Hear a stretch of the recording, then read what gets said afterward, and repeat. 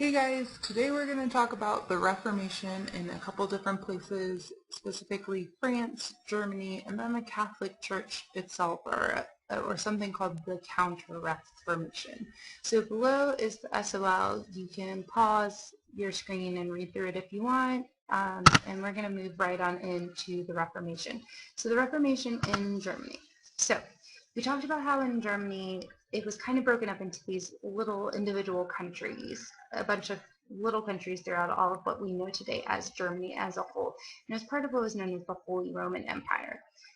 So those northern princes in their own little countries decided that they wanted to be Protestant. Some of them truly believed in what Martin Luther had to say and the Protestant movement and really wanted to follow Protestantism. They had a true religious conversion, in other words. But some of them just said, hey, if we buy into what this guy Martin Luther is saying and we say that we're going to be Protestant and that's what we want to do, then we can just get rid of the Pope, we can get rid of the Catholic Church, and we don't have to answer to them anymore.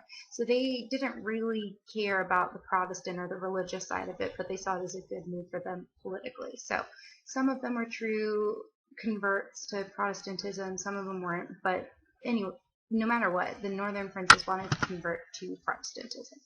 And then you had Charles V and the Habsburg family, who were in control of the Holy Roman Empire. And Charles V at this point in time controlled more land than anyone else in history.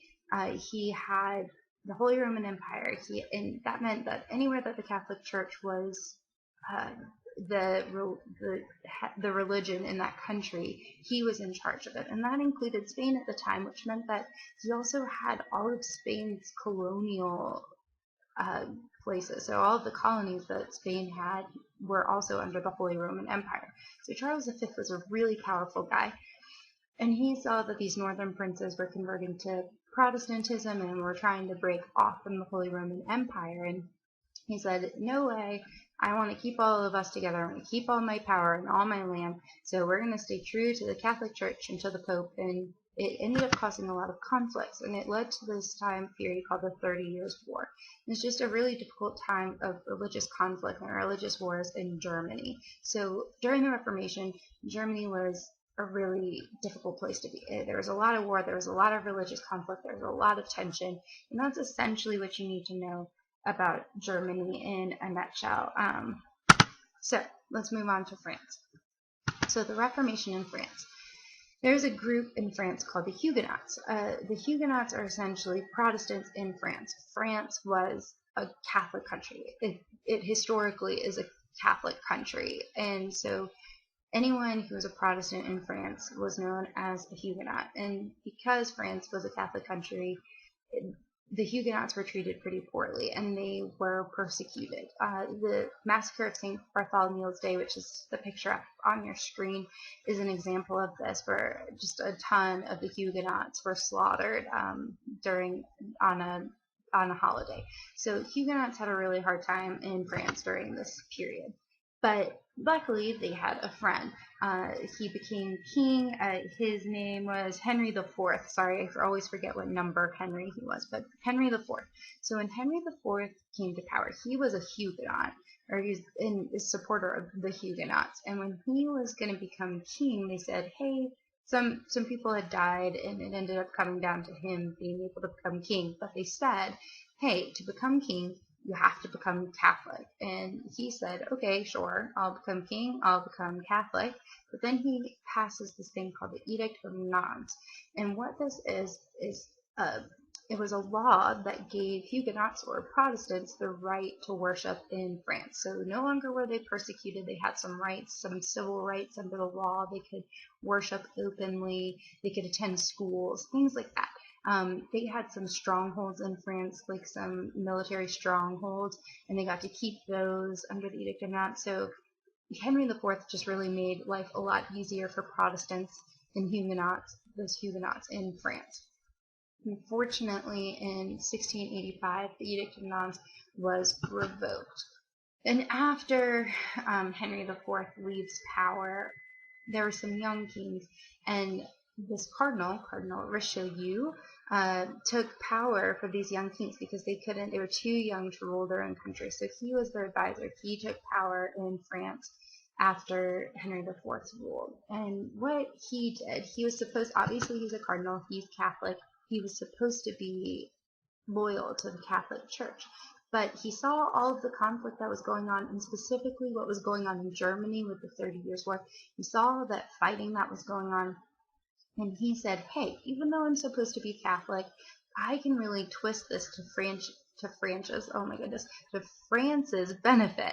And so he turned the 30 Years' War from a religious conflict into a political conflict. He said if the Holy Roman Empire loses power in Germany, essentially, then we, France, will gain power. And so instead of supporting the Catholics like he should have, he supported the Protestants, and that changed the focus of the war. It was no longer religious, because if it was religious, then he should have supported the Catholics. It became political. He was trying to serve France's political interest. So that's what you really need to know about Cardinal Richelieu. You need to know that he changed the focus of the 30 Years' War from religious to political. Super important. Oh, and there is a picture of him.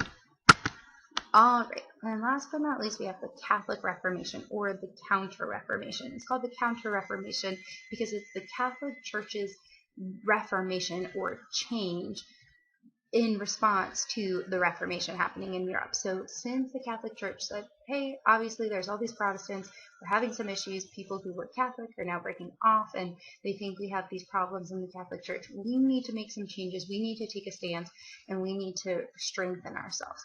So there was this guy named Ignatius Loyola, and he wrote the Spiritual Exercises in 1522. And so he was a Catholic, and he was looking at Catholic doctrine, and he said, I have this idea for how we can live better lives as Catholics. And so he writes this all down, and it's a plan of meditation and prayer and study. And what's important about Ignatius Loyola is that from him and from his teachings and from his work, the Jesuits, or the Society of Jesus, is created. So they were his followers. The followers of Loyola create the Society of Jesus and are known as the Jesuits. The Jesuits are Catholics, and they had three main focuses. They founded schools all throughout Europe, so they're helping to educate people by founding these schools. Two, they converted non-Christians. So they went out and they found specifically Protestants. I shouldn't even say really non-Christians there, but they were finding anyone who's not a Christian, and they were converting them to Catholicism. They wanted to convert everyone they could to Catholicism to try to combat what was going on with the Protestants.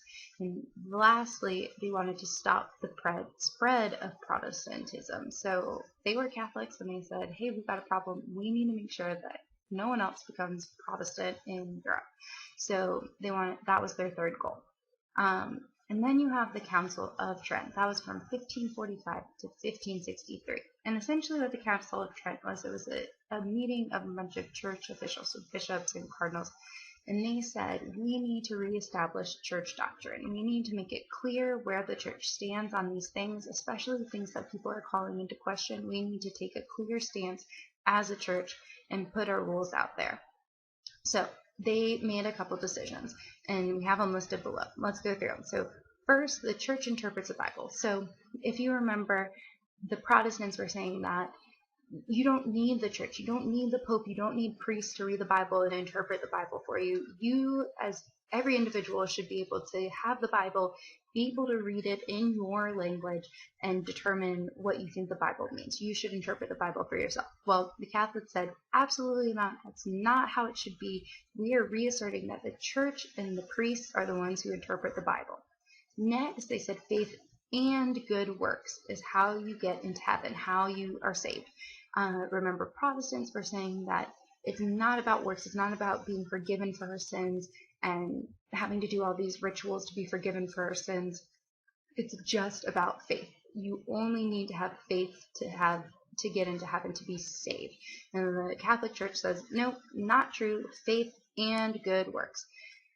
Third, the Bible and church tradition are equal. So again, Protestants were saying that the Bible is the ultimate authority. You didn't have to follow all of these crazy rituals and practices of the Catholic Church. If you are Catholic or if you've seen Catholic services, they have a lot of tradition. They have a lot of rituals. There are certain ways to worship. And the Protestants had said, no, no way, that's not how we think religion should be. The Catholic Church was reasserting that the Bible and church tradition are both equal authorities over the lives of its followers. And lastly, indulgences were valid. So remember, this all started because Martin Luther said we should not be selling indulgences to build cathedrals and to fund wars and to commission art. We should be focused on really saving the lives of our souls of our people. The Catholic Church says indulgences are valid, but they need to be sold in the right way, essentially. So they were reasserting their ability to sell indulgences. And then last part of the Catholic Reformation is the Inquisition. The Inquisition is essentially the way in which the church reinforced church doctrine, or those things that came out of the Council of Trent. The Inquisition gets kind of a bad rap, especially from the Spanish Inquisition, which took place in the 1200s. But the Inquisition is a systematic way that the Catholic Church went about questioning people who were not Catholic in the countries where Catholicism was practiced. So if they thought that you were Protestant, even a Jew, they would question you and make sure that you were following Catholic doctrine. A lot of people think that the Inquisition was where the Catholic Church just killed a bunch of people. The Catholic Church actually technically never killed anyone. They were still relying on the governments of those countries to arrest and execute people that they found guilty. So they were just running the trials and finding people guilty. But during this time, their main goal was to convert. So they're not going to go around killing a ton of people trying to convert people. I'm not saying it didn't happen, but I'm just saying that for our purposes, you just need to know that the Inquisition was the way that the Catholic Church's doctrine was enforced. So that, in a nutshell, are the Reformation in Germany and France, and then the Counter-Reformation or the Catholic Reformation. And we will talk about the lasting impacts of the Reformation and the printing press next. Thanks.